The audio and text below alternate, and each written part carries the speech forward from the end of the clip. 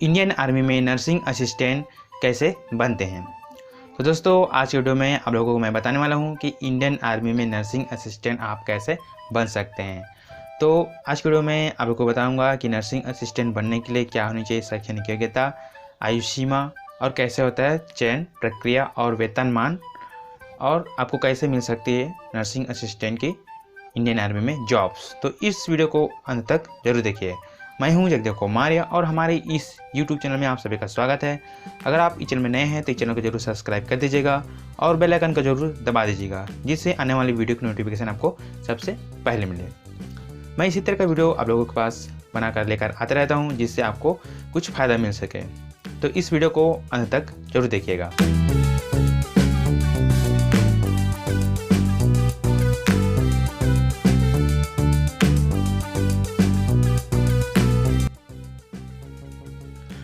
तो पहला पॉइंट आता है दोस्तों, इंडियन आर्मी में नर्सिंग असिस्टेंट क्या है।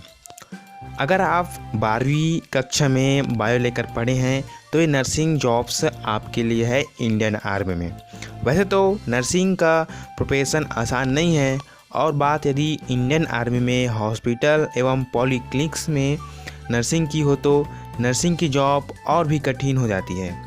इंडियन आर्मी के हर हॉस्पिटल में डॉक्टरों की मदद करना, रोगियों की देखभाल करना, ऑपरेशन थिएटर में कामों या मेडिकल स्टोर में मेडिसिन के अकाउंट, मेडिसिन के लिए फर्स्ट एड के लिए नर्सिंग असिस्टेंट की ज़रूरत होती है दोस्तों। नर्स का काम बहुत ही चुनौतीपूर्ण, कठिन और बहुत ही श्रम से भरा हुआ होता है। तो अगर आप 12वीं पास हैं तो इंडियन आर्मी रैली भर्ती में नर्सिंग जॉब्स के लिए, नर्सिंग असिस्टेंट के लिए आप अप्लाई कर सकते हैं। इसमें मिनिमम आपको 50% सभी विषयों में मांगा जाता है। दूसरा पॉइंट आता है दोस्तों, इंडियन आर्मी में नर्सिंग असिस्टेंट बनने के लिए कहाँ कर सकते हैं आवेदन। तो बहुत से सरकारी संगठनों में नर्सिंग की रिक्तियाँ निकलती रहती है, लेकिन इंडियन आर्मी में नर्सिंग असिस्टेंट के लिए आवेदन करने के लिए उम्मीदवारों को थोड़ा सावधान रहना पड़ता है। सोल्जर नर्सिंग असिस्टेंट की भर्ती के लिए आवेदन आमंत्रित किए जाते हैं इंडियन आर्मी द्वारा।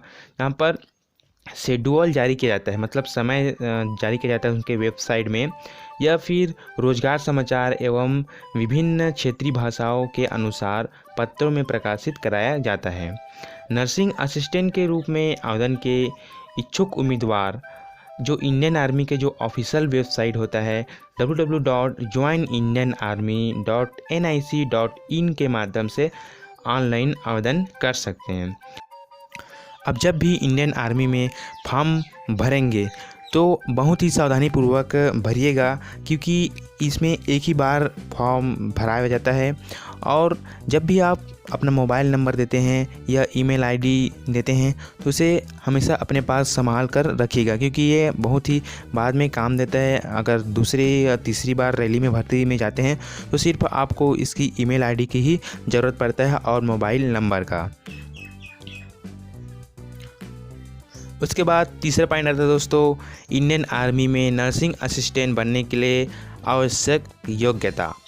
तो इंडियन आर्मी में नर्सिंग असिस्टेंट के पदों के लिए आवेदन के इच्छुक उम्मीदवार को फिजिक्स, केमिस्ट्री, बायोलॉजी और इंग्लिश विषयों के साथ 10+2 मतलब 12वीं में न्यूनतम 50% अंकों के साथ और विषयवार न्यूनतम 40% अंकों के साथ उत्तीर्ण होना जरूरी है।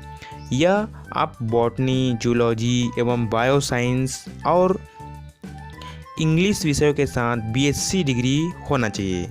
हालांकि इस दशा में 12वीं स्तर के अंकों का आवश्यक न्यूनतम स्तर लागू नहीं हो सकता, लेकिन उम्मीदवार को 12वीं के स्तर पर इन विषयों को पढ़ा होना चाहिए।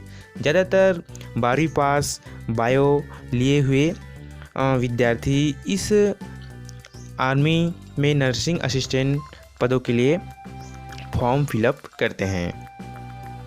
उसके बाद आता है दोस्तों चौथा पॉइंट, इंडियन आर्मी में नर्सिंग असिस्टेंट बनने के लिए क्या होनी चाहिए आयु सीमा। तो इंडियन आर्मी में नर्सिंग असिस्टेंट बनने के लिए मिनिमम 17.5 से लेकर 23 वर्ष यहाँ पर होना चाहिए। उसके बाद आता है दोस्तों 5वां पॉइंट, इंडियन आर्मी में नर्सिंग असिस्टेंट की चयन प्रक्रिया। तो चयन प्रक्रिया वार्षिक रूप से ओपन रैली सिस्टम के माध्यम से की जाती है। क्षेत्रीय भर्ती कार्यालयों में निम्नलिखित चरणों में भर्ती प्रक्रिया पूर्ण की जाती है। पहला तो है डॉक्यूमेंट वेरिफिकेशन, ठीक है। उसके बाद फिजिकल फिटनेस, फिजिकल मेजरमेंट। उसके बाद होता है मेडिकल टेस्ट। मेडिकल टेस्ट के बाद होता है लिखित परीक्षा। उसके बाद लिखित परीक्षा के बाद मेरिट लिस्ट तैयार किया जाता है। उम्मीदवारों का चयन डॉक्यूमेंट वेरिफिकेशन में मार्कशीट वेरिफिकेशन, जाति प्रमाण पत्र वेरिफिकेशन, राष्ट्रीयता प्रमाण पत्र वेरिफिकेशन आदि शामिल होते हैं।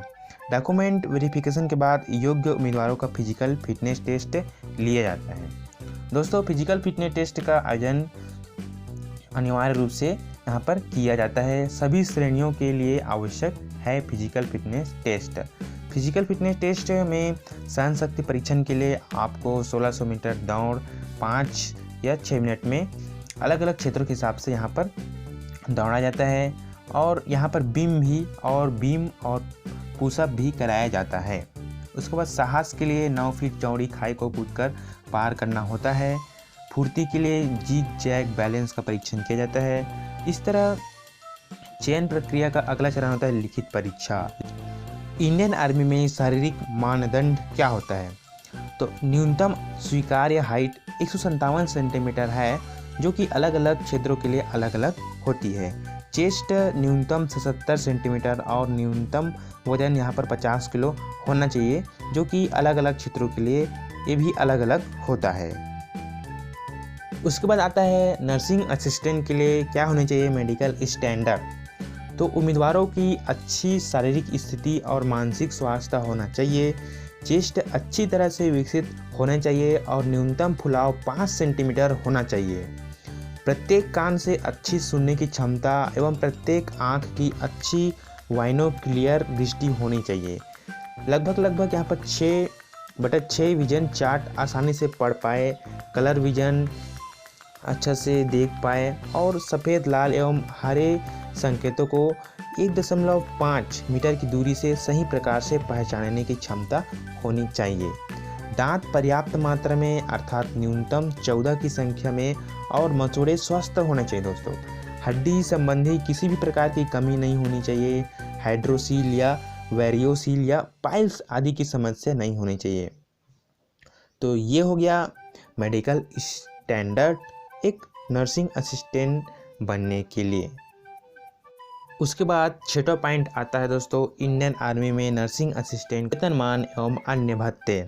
तो नामांकन के बाद नर्स को 7वें वेतनमान आयोग के अनुसार लगभग 23,000 प्रति माह का बेसिक वेतन मिलता है और इसके साथ कई सुविधाएं मिलती हैं, जैसे मुफ्त राशन, कपड़े और स्वयं के लिए मेडिकल और आवास, और स्वयं व आश्रितों के लिए railway warrant, group housing scheme, army group insurance scheme 25 lakh तक यहाँ पर मिलता है। और अन्य लाभों में अधिकतम 60 दिनों की यहाँ पर छुट्टी भी दिया जाता है। अधिकतम 30 दिन की कैजुअल पर लीव मेडिकल अथॉरिटी द्वारा निर्देशित मेडिकल लीव और किसी भी कैलेंडर वर्ष में अधिकतम 30 दिन की लीव इनकैशमेंट और अधिकतम 300 दिनों की सर्विस शामिल भी होता है। मैं आशा करता हूँ दोस्तों यह वीडियो आपको अच्छा लगा होगा। अगर यह वीडियो अच्छा लगा है तो इसे लाइक ज़रूर कर दीजिएगा और इस वीडियो को अपने दोस्तों के बीच, अपने फ्रेंड्स के बीच शेयर करना ना भूलें। इस वीडियो से इंडियन आर्मी के बारे में बहुत कुछ आपको जानकारी हासिल हुआ होगा। अगर इस वीडियो से संबंधित कुछ पूछना है तो हमें कमेंट बॉक्स में ज़रूर पूछ सकते हैं। तो मिलते हैं नेक्स्ट वीडियो पे। जय हिंद, जय भारत, जय छत्तीसगढ़।